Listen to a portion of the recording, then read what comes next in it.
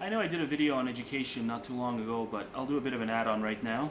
It's only going to be partly related to education though, and then I'll do the big picture thing. Because basically everything I proposed during the latter stages of that video on this subject, it seems to have fallen on deaf ears because I had the unmitigated nerve to rag on the Wisconsin protesters at the beginning of that video, and I should have known that that was just going to be a dead end, but fuck it. Let's do a retake. Well, it's not really a retake. I mean, I'm not going to repeat my proposal here. I've gone over it in multiple videos by this point, and I don't really have any desire to keep shoving it down people's throats. Even though I do think that most people keep dismissing it offhand, but regardless, no sour grapes. What I want to do now is take one layer from that whole argument and point out to the detractors, or at least to a portion of the detractors, those who believe that education should be free for everyone, all education, you know, from grade school all the way through post-secondary, free for all students. So yeah, a dumb couple decides to have 15 kids, education for all 15 would be covered from kindergarten to adulthood. And sure, the kids can pass all the tests and successfully regurgitate everything they're told, but as we have seen repeatedly, this does not automatically lead to an increased number of productive people in the working world. It's one thing to memorize some numbers and some words, but it's an entirely different thing to be productive in today's world of constantly expanding standards of efficiency. So I want to address the free education crowd, not because I oppose the idea of education being free, not intrinsically anyway, not in the efficient and mostly cost-free context under which I'd like to see it free, as I've spoken about before. Because yeah, in my experience, your average proponent of free education, I find them to consist of the very same people who outright refuse to even entertain the thought of shrinking the role teachers play and the number of teachers, shrinking that by eliminating the legal mandate which forces students to attend and to be spoon-fed like they had to be prior to the internet boom. And I just find that to be an interesting little juxtaposition of convictions, because on one hand they're saying education should be free, and on the other we have to keep paying all these teachers, every last one of them, no compromise. It's a bit ironic to me. So before I can even delve into that though, let's take their model and look at the historical context of it, because free education, even at the university level, that's nothing new. We know what's likely going to happen when you engineer the type of system which has at its core an entitlement to costly services, professor services, just anything that goes along with institutionalized education. So, assuming that the proponents of this get their wish, how exactly are we going to mitigate against having most of our graduates leave the country so to go sell their skill or their knowledge base elsewhere? In all these other nations, presumably offering higher compensation for essentially the same work. Now, you may be thinking that's a bit of a leap on my part, and maybe that's true. I do realize that people who are for free education don't necessarily have to have that belief accompanied with the belief that big business should be highly regulated or even completely controlled.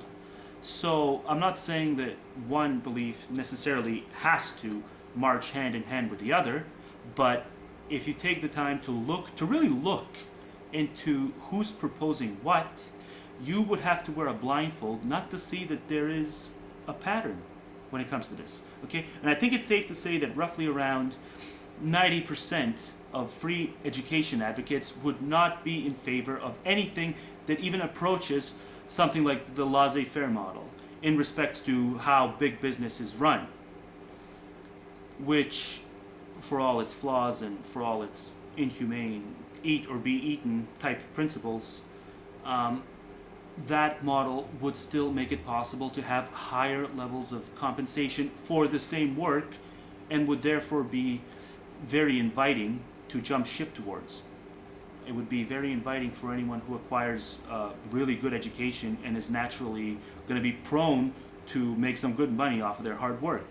So let's not pretend that people who believe that all education should be free, let's acknowledge that they're typically not the type of people who would so much as flirt with an economic system that comes even close to creating an environment that would allow for the jackpot style compensation rewards going towards the best and the brightest. I'd even go so far as to say that half of the proponents of free education, at least in my experience with them, they endorse a fully controlled economy. So assuming that all these other variables line up perfectly for them, I see virtually no reason that we wouldn't just see a repeat of what happened in the past, where departures from the country were prohibited so that the individuals who got to benefit off of these neat little free education thing, so that they couldn't just up and leave and abandon the very system, the very same infrastructure that educated them at no cost. So they couldn't just leave it high and dry. Now, if you ask me, forcing graduates to stay would not really be that draconian of a solution, as long as anyone who opts in, who opts to enroll into the free education programs, is actually made aware ahead of time that now they would have a commitment to serve their country, so to speak. Serve their country in the form of a 9 to 5.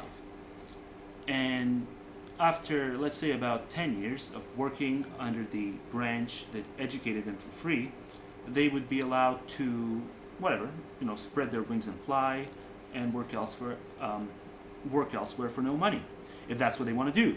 So it would have that military sort of feel to it.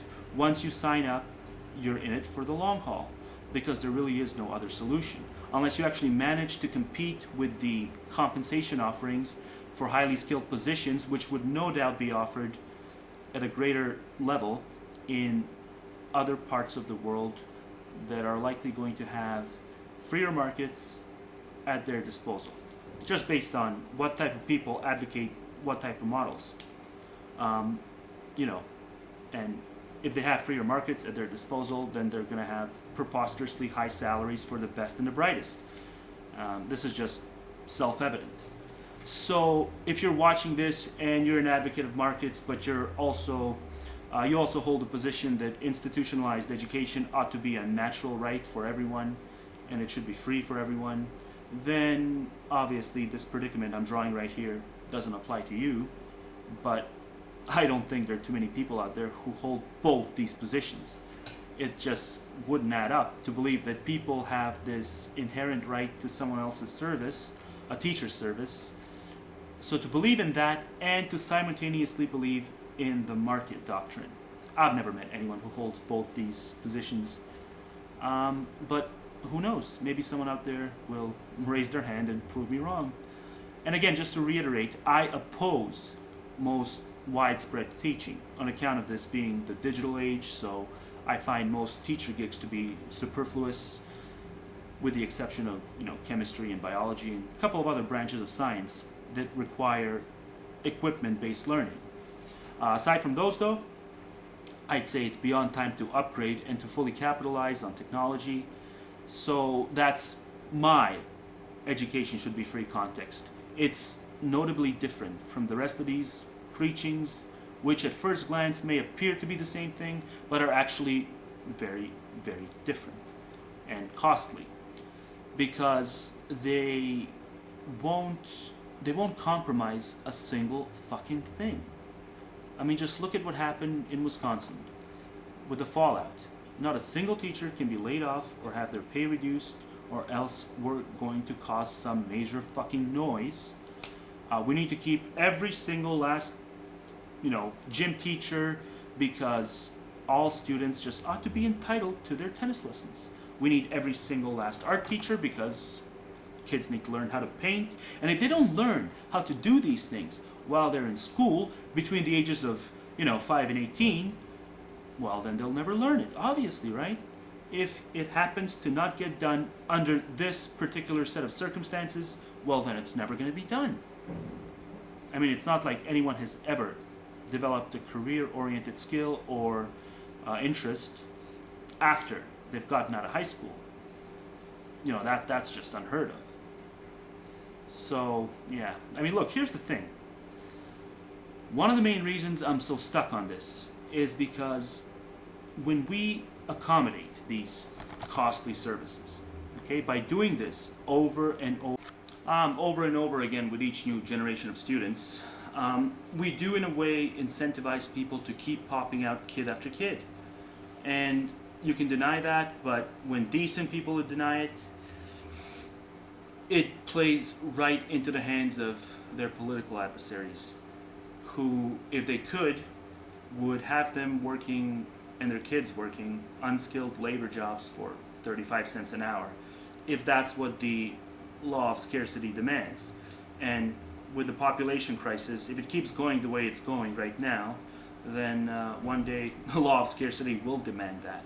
It'll be a legit low compensation rate. So good luck with that.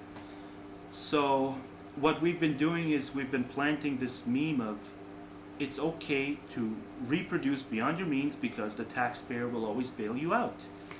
And no, it's not okay.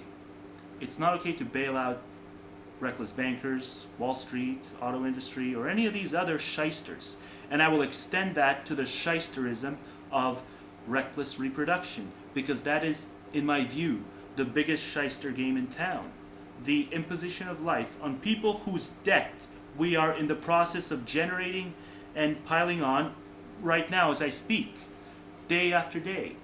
We keep doing it, and yet we keep saying that it's okay for the people who will actually have to pay that debt. It's okay for them to be reproduced at somebody's whim. And before I get accused of anything, I'll just say this once, and if people still see fit to make their wild accusations, so be it. But I know that the only reason they'll make any accusations, it's because it's in their interest to stray from the argument and to bend it towards their agenda, where it's going to be me having to waste my time defending myself and my true motives from random smears. So instead of wasting time with it, I'll just not dignify it with a response so that we can actually stick to the issue at hand. Because yeah, I'm going to say it bluntly, we have been subsidizing people's reckless reproduction choices for decades now, and it has to fucking stop, or if not stop, it has to at least slow down. And make no mistake, there are entitlement programs, legit entitlement programs, that have had a positive effect on society as a whole. This is just a fact, and anyone disputing this does it based simply on some ideology or some absolutist principle, and not on the demonstrated results, okay? It's like nihilists trying to convince you that you can't really tell them that they're doing anything wrong because they hold a principle that the only way a wrong can exist if you point to God's existence or something.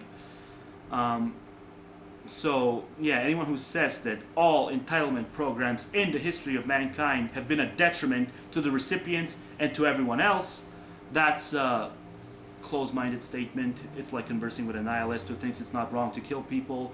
There's no point. You might as well bang your head against the wall. It's a waste of time.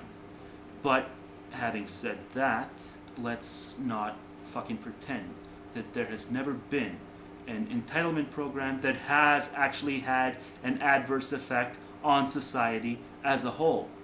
I mean, let's get fucking real here.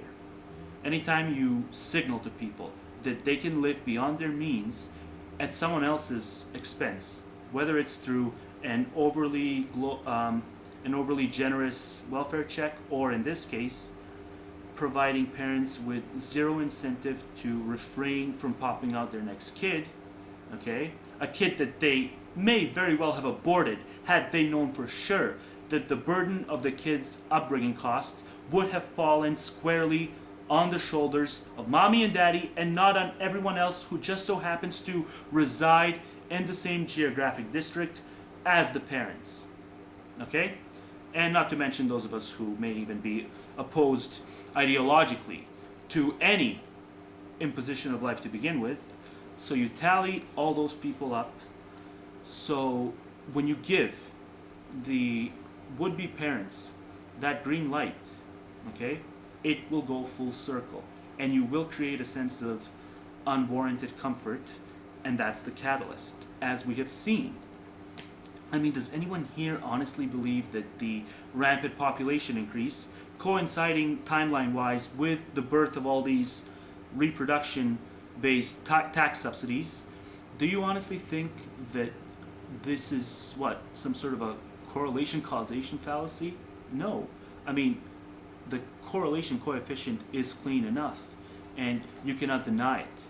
It's gotten to be a little much, and it's time to turn on the brakes, stomp on the brakes if we have to. And that may very well mean short-term pain for long-term gain, and you can call me a monster for that, and I'll take it. I mean, I won't take it, I'll ignore it. I won't dignify it with a response, but I will continue to advocate for what I know is logically the best end result when it's all said and done. Because anyone who's actually taking the time to do the utilitarian math on this will be perfectly capable of looking beyond their knee-jerk reaction and will recognize what the most efficient cost-benefit solution is. So, yeah, I just have to point that out, and running away from that truth is not going to make that truth go away. So, anyway, back to the school thing. Yeah, the people who seem to be the most gung-ho about preserving the current system, and not just preserving it, but increasing, because not only do they want to maintain this overabundance of teachers and keep them all on the payroll, they're also suggesting to have salaries of particular teachers increase if the teacher performs better. And of course, performing better would mean it would be determined by the grade point averages and by the dropout rates, whether or not those things increase. So in essence, teachers' salaries would be dictated based on how hard the kids work.